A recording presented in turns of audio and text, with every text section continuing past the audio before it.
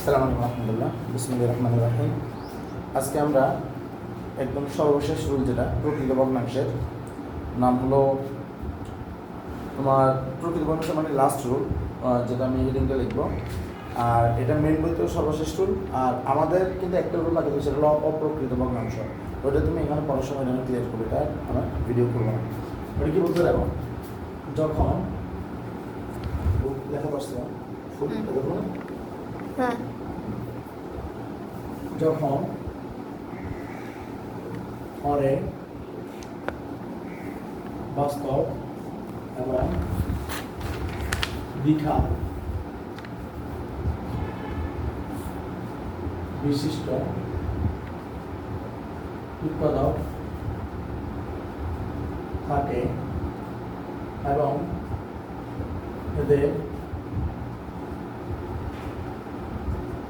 পুনরাবৃত্তি হয়। বুঝা গেছে? তাহলে কি বলছে এখানে? দুইবার বলছে, আর বাস্তব এবং দ্বিঘাত বিশিষ্ট উৎপাদক থাকবে। আর কি থাকবে? বাস্তব এবং দ্বিঘাত। আবার এদের কি হবে? পুনরাবৃত্তি হবে। তাহলে হরে যদি বাস্তব এবং দ্বিঘাত বিশিষ্ট উৎপাদক থাকে এবং এদের যদি পুনরাবৃত্তি হয়, তাহলে কথা আমরা কেমনে সাজাবো? যেমন আমি উদাহরণ দিলাম এখানে, যে দিলাম ধরো x - 2 আর এখানে লিখলাম x² + 4 হোল স্কয়ার। বুঝা গেছে? তাহলে কি হলো, এই যে বাস্তব দ্বিঘাত বিশিষ্ট উৎপাদক এবং উৎপাদকের পুনরাবৃত্তি আছে। বুঝা গেছে? এই যে বাস্তব দ্বিঘাত বিশিষ্ট উৎপাদক আছে, এই যে এটা দ্বিঘাত বিশিষ্ট উৎপাদক আর উৎপাদকের পুনরাবৃত্তি আছে। পুনরাবৃত্তি মানে উৎপত্তি করবো, স্কয়ার আছে বা কিউব থাকবে, সাথে স্কয়ার থাকবে। এত বড় অঙ্ক দিবে না, কিউব দিলে তো অনেক বড় অঙ্ক হয়ে যাবে। তো তাহলে আর উপরে কি থাকবে? যেহেতু প্রকৃত ভগ্নাংশ, উপরে আমি যদি লিখি x³ + 3x² + 2x + 5, তাও কোনো সমস্যা নেই। অনেক বড় লিখছি, তাও কোনো সমস্যা নেই। কেন সমস্যা নেই? কারণ আমার এখানে x আর এখানে এই যে x² বড় থাকার কারণে x⁴ হবে। x⁴ x এর সাথে গুণ হলে x⁵ হবে। তার মানে আমার নিচের মাত্রা হলো 5, উপরের মাত্রা হলো 3। তার মানে এটা এখনো প্রকৃত ভগ্নাংশ। কথা কি ক্লিয়ার? কারণ হরের মাত্রাটা বড়। তাহলে এটাকে যদি এখন লিখতে যাই, আমার এখানে যে ইয়াটা আছে, আমি এটাকে আরো উপরে লিখি, পরবর্তীতে আমাদের বলতে সুবিধা হবে।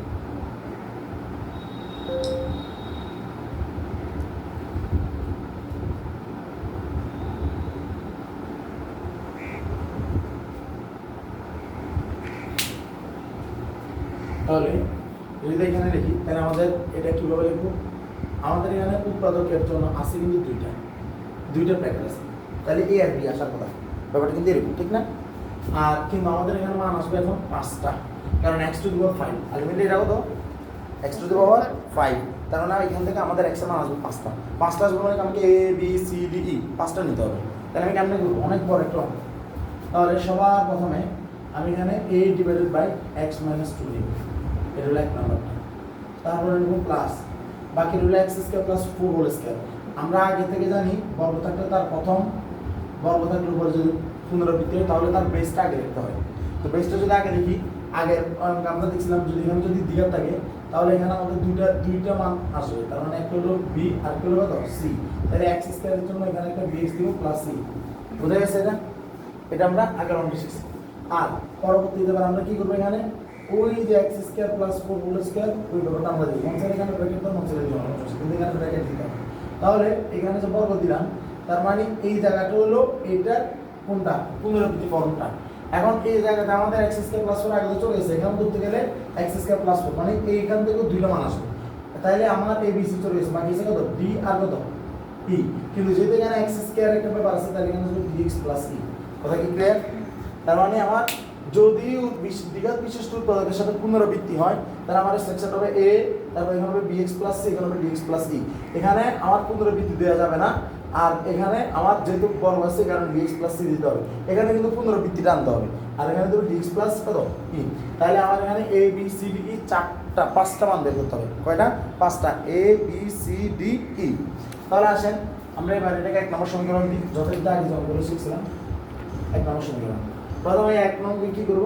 এই যে এটাকে দুই পাশে দিয়ে কি করবো, গুণ করবো। গুণ করলে কি হবে, এটা কাটাকাটি যাবে। তাহলে এখান থেকে আসবে কত, x cube plus 3x square plus 2x plus 5।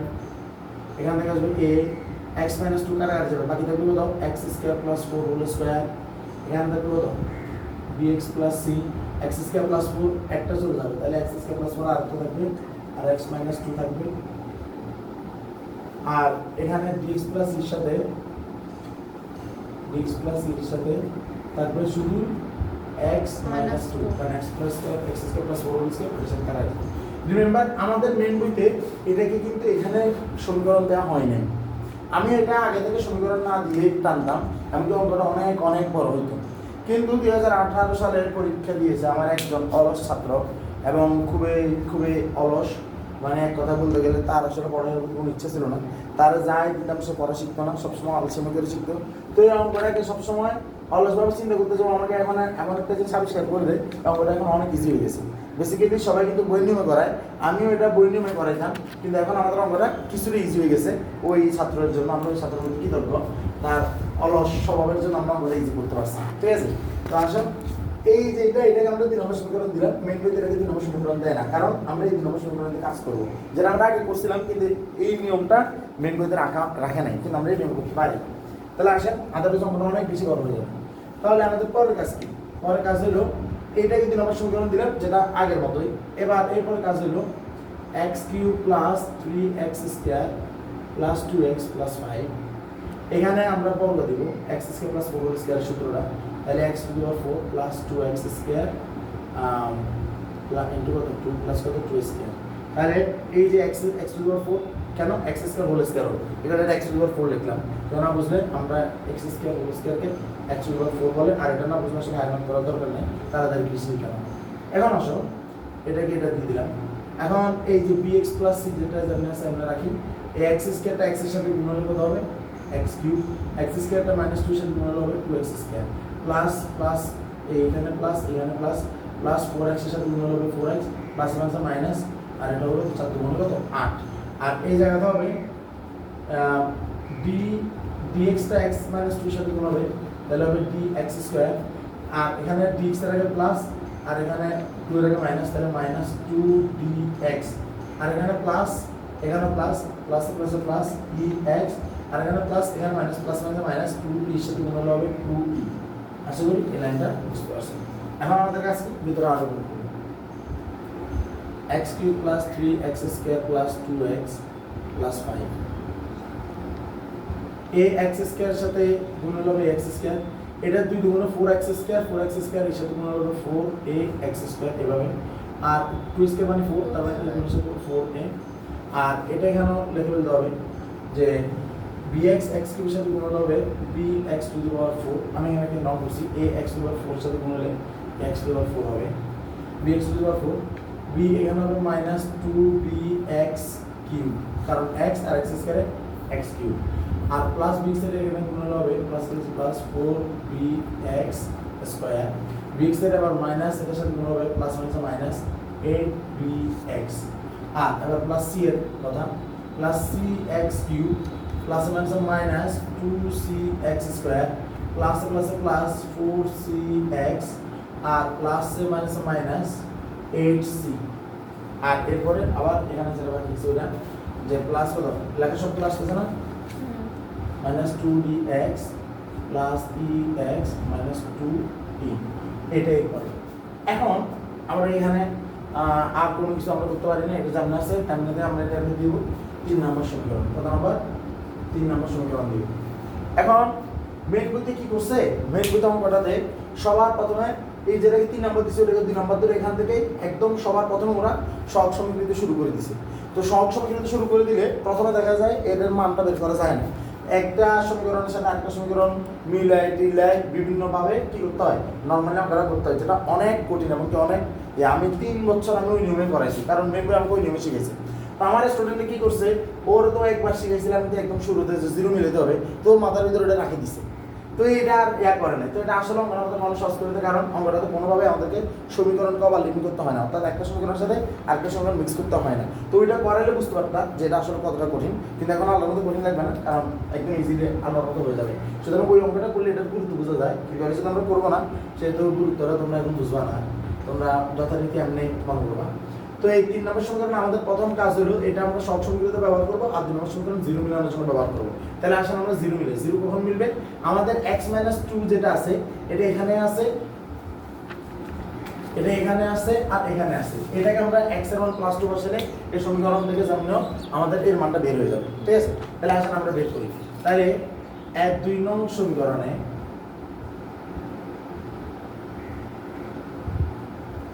সমীকরণে আমরা কি বসাবো?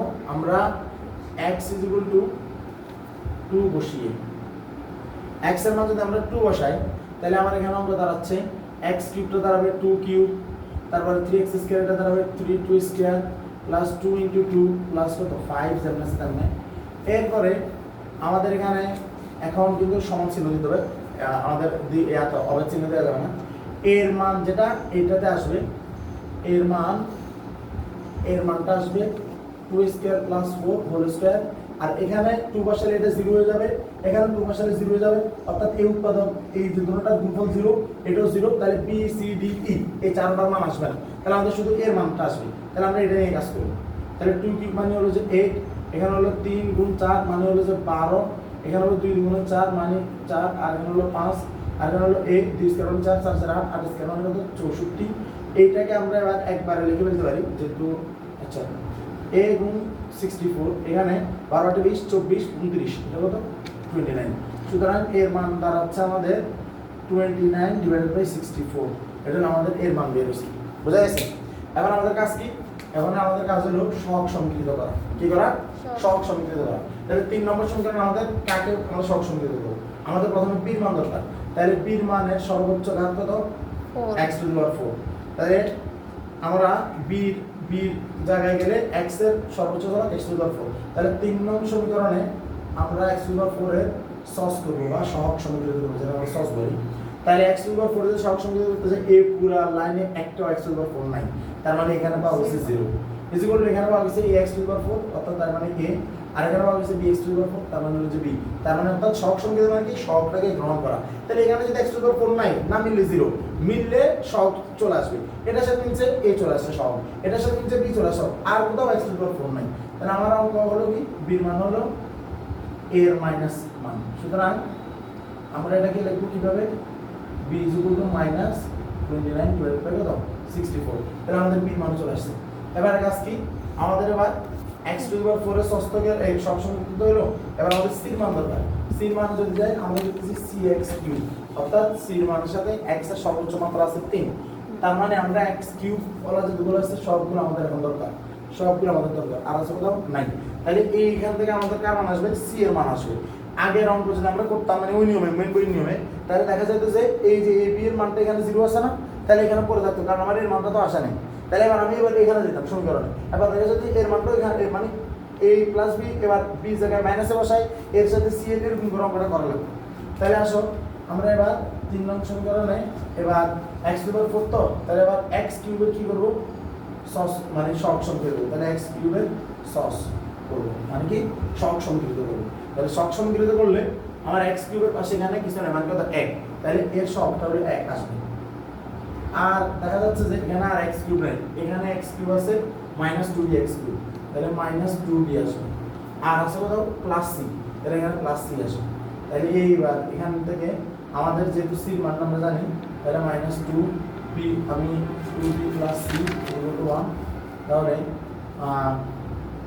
-229/64 + c = 1, তাহলে এখান থেকে দাও 32, আর c এর মান যদি আমরা বের করতে যাই 1, আর এই যে 2 এর 32, এই মাইনাসের পাশে গেলে প্লাস, এখানে হবে 29/32, এবার 32 থেকে 32 সাথে 29 যোগ করলে হবে 61। সুতরাং c এর মান হলো 61/32, এটা হলো c এর মান। বুঝা গেছে? তাহলে আমরা এখানে অঙ্কটারে আরো ছোট করে অঙ্কটারে কমপ্লিট করে দিই, যে ছোট করে নিয়ে এসে যাতে আমার কাজটা করে ফেলা যায় পারে।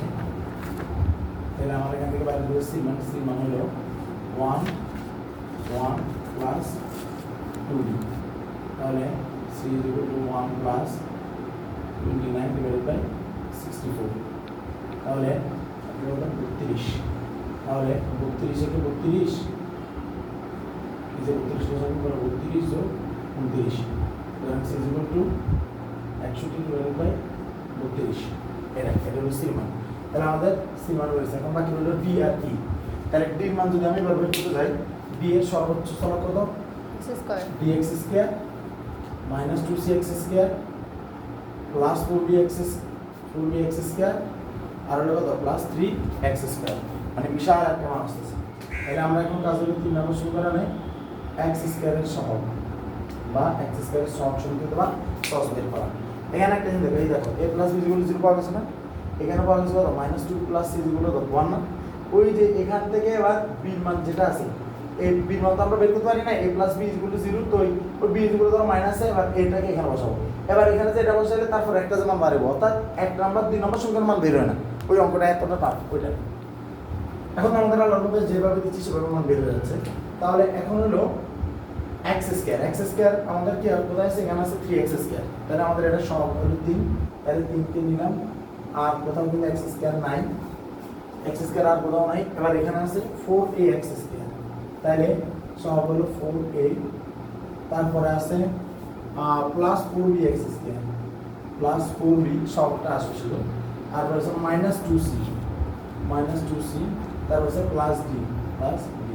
এখন আমি যদি মানগুলো বসাই দিই, যে আমরা তো b এর মান কত -4a -4b plus 2c d, তাহলে b ইকুয়াল দাঁড়াচ্ছে 3, 4 এর মানে 29/64, এর মান হলো কত 29/64, তারপর মাইনাস এই b এর মান কিন্তু নেগেটিভ, তাহলে -4 এর কারণে মাইনাস এটা প্লাস হয়ে যাবে, b এর মান হলো নেগেটিভ এখানে, তো b এর মান এগুলো মাইনাস এটা প্লাস হয়ে যাবে, আমি এটা দেখাই দিলাম -29/64, যেটা এই যে মাইনাস এটা প্লাস হয়ে যাবে, আর এই ব্র্যাকেটটা দেওয়ার দরকার নেই, তাহলে 29/64 প্লাস 2c, c এর মান কত 61/32, কারণ 2 গুণ 61/32, আর এটা থেকে চলে আসছে। তাহলে ক্যালকুলেটর দিলে ডিরেক্ট মান চলে আসবে, আর আমাদের হাই মান এগুলো এলাও, তাহলে এখানে 16 দুই যেটাকে নেবে 16, তাহলে দেখা যাচ্ছে যে 16 এটা হলো লসাগু, 16 লসাগু মানে হলো এই 316 এটা হলো 48, এটা 48 যাবে, মাইনাস এর যেটা আছে কত 29 প্লাস কত 29 প্লাস কত 61, তাহলে দেখা যাচ্ছে 29 কাটাকাটি, সুতরাং ডিজ গুলো বের হচ্ছে 16 আর 29 বাদ 48 আর 61, যদি 48 এর সাথে 108, তাহলে হলো 109, তাহলে ডির মান বাইরেছে 109/16। এবার বাকি রয়েছে কার মান, ই এর মান। এখন আমরা ই এর জন্য বের করব, ই এর জন্য করলে আবার কি হবে, আবার 3 নং সমীকরণে কি করতে হবে, আবার ই এর জন্য সর্বোচ্চটা দেখি, ই এর জন্য কোনটা আছে, ই এর জন্য আছে ই এক্স, এক্স এর মান এক্স এর মাত্রা 1, তাহলে এক্স শুধু এক্স করে কাউন্ট হবে, এক্স কাউন্ট হবে, আমরা কোনগুলো বুঝতে পারি, এক্স কাউন্ট হবে, এখানে এক্স আছে কোথাও, এখানে আছে, আর ওগুলো বুঝতে পারি, এটা কোন কারণে এগুলো নাই, শুধু এখন এক্স গুলো আসবে। তাহলে আসে এক্স গুলো যদি আসে, তাইলে এখন হবে এক্স এর সস, মানে এক্স এর সহগ সমীকরণ, এক্স এর সসের এখানে আছে 2x, তাহলে আসবে এখান থেকে 2 সমান চিহ্নের এখানে বাকি আছে কোনটা -8bx, একবারে -8bx এর সমীকরণ, তাহলে -8b, কারণ সহগটা আসবে, তারপর আসবে তো +4c, তারপর আসবে কত +8, আর কোনো কিছু দেখা যাচ্ছে না। তাহলে আমাদের এখান থেকে এর মান যদি বের করতে হয়, এর মান হবে 2 + 8b - 4c,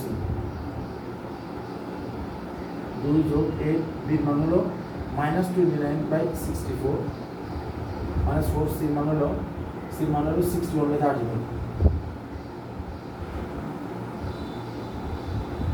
তাহলে 2 8 8 64, 4 8 32, তার মানে বোঝা যাচ্ছে যে এখানে 8 8 হবে, নিচে লসাগু হবে, একবারে 8 কে দিয়ে দিলাম লসাগু, এই 8 8 লসাগু হলে এই 2 সাথে গুণ হলে হলো 16, আর এখানে হবে প্লাস আছে -29, আর এটা হলো মাইনাস দেওয়া আছে -61, তাহলে একবারে অঙ্কটা করে ফেলা যায় 61 আর 29 যদি যেহেতু কোনো টাকা মাইনাস তাহলে যোগ হবে 61 মানে কত 9 যোগ 70 90 90 থেকে 16 এটা মাইনাস 90 আর প্লাস 16 মানে কত 74 ঠিক আছে তার মানে দেখা যাচ্ছে যে এর মান হলো -74 ডিভাইডেড বাই 8 তাহলে 2 দিয়ে কাটলে 4 দুগুণে 8 আর এটা হলো তো এটা হবে 37 -37 সুতরাং এর মান হলো -37 ডিভাইডেড বাই 4 এটা হলো এর মান এবার মানটা বসাতে হবে মানটা যদি আমি বসাতে যাই অনেক গুরুত্ব অনেক বড় মান এখন 1 নাম্বার সমীকরণে এক নামে A B C D E এর মানগুলো বসাবো অনেক উচ্চ লেভেলের অঙ্ক এই অঙ্কটা যদি শেখা শিখে প্রথম দিন দেওয়া যেত তাহলে নিয়ম দিনে সরকার ভালো ছিল বাংলায় জানালাম x square plus 4 whole square আমাদের যে মান বসাতে যাই এর মানগুলো কত এর মান হলো 29/64 তাহলে 29/64 ডিভাইডেড বাই কত x - 2 তারপর কত প্লাস bx b এর মান কত -29/64 এখানে আরেক কাহিনী এই bx তারপরে কত প্লাস c এর মান কত c এর মান প্লাস 61 ডিভাইডেড বাই কত 32 নিচে কত x স্কয়ার প্লাস 4 তারপর আবার প্লাস dx এবার এখানে আবার আর কাহিনী d মান কত 109 ডিভাইডেড বাই কত 16 dx প্লাস e এর মান কত হয়েছে -37/4 তাহলে -37/4 এবার ডিভাইডেড বাই আবার x square plus 4 whole square ওইটা তাহলে লেখাগুলো তো আসছে না এখন এইটাকে এবার এই জায়গাতে 64 টাকে নিচে নামাই দেওয়া যায় 29 64 x - 2 যেটা এটা আমরা জানি জানানোর নিয়ম আর এখানে একটা কাহিনী আছে আসলে এই 64টা লসাগু হবে -29x হবে আর 32 যোগ করলে 2 মাইনাস হয়ে যাবে না এখানে মাইনাসের এখানে দিয়ে দিয়েছি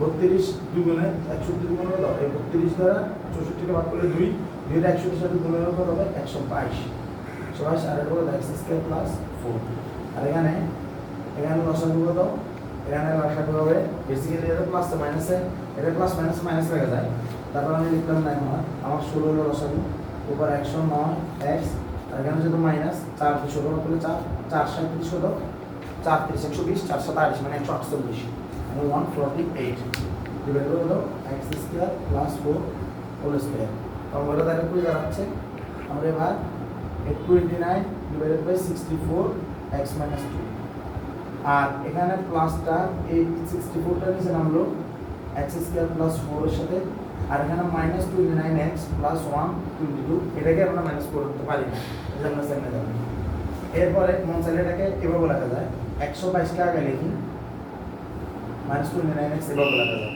কোনো সমস্যা নেই আর এখানে প্লাসটা থাকবে এই 16 এর নিচে নামে যাবে x square plus 4 whole square হলো 109x মাইনাস 148 তাহলে এটাই হলো basically x³ plus 3x square plus 2x plus 5 divided by x minus 2 x square plus 4 whole স্কয়ারের ম্যাথ আশা করি পুরো অঙ্কটা তোমরা বুঝতে পারছো অস্থির লেভেলের অনেক অঙ্ক আছে এখানে অঙ্কগুলোকে ধৈর্য ধরে অঙ্কগুলো করতে হবে এই অঙ্কগুলো সাধারণত এসএস পরীক্ষায় খুব বেশি পরিমাণে আসে শুধু মানে আসে বলে হবে খুব বেশি পরিমাণে আসে সুতরাং এখানে টাইম ইনভেস্ট করতে হবে তাহলে এই সময়ের প্রথম কাজ কি প্রথম কাজ হলো আমায় ওই যে আগে যেভাবে করছি ঠিক সেম নিয়ম শুধু আমাদের অঙ্কগুলো বেছে দিই সুতরাং আগে ভিডিওগুলো দেখে নেবেন মন চাইবে